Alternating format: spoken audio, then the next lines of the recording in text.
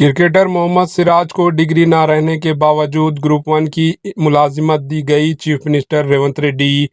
Chief minister Telangana Revanth Reddy ने कहा कि क्रिकेटर मोहम्मद सिराज को डिग्री की तालीम न रहने के बावजूद हुकूमत ने इन्हें ग्रुप वन की मुलाजिमत फराहम करने का फैसला किया।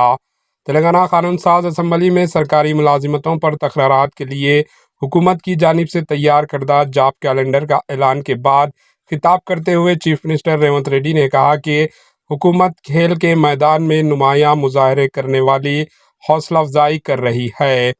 इन्होंने क्रिकेटर मोहम्मद सिराज की मिसाल पेश करते हुए कहा कि हुकूमत ने मोहम्मद सिराज को ग्रुप वन की मुलाजिमत देने का फैसला किया है। ग्रुप वन की मुलाजिमत के लिए डिग्री की तालीम हासिल करना ज़रूरी है और मोहम्मद सिराज की तालीमी काबिलियत इंटरमीडिएट ही है। इसके बावजूद हुकूमत ने मोहम्मद सिराज को मुलाजिमत देने के मामले में इन्हें डिग्री से इस्तेसानी दिया है। Bureau report HN news.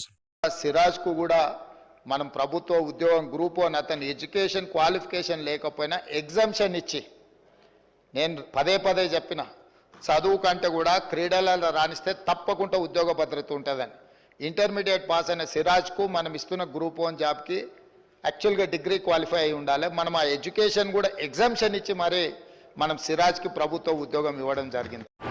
AHN news को लाइक करें, शेयर करें और सब्सक्राइब करना ना भूलें।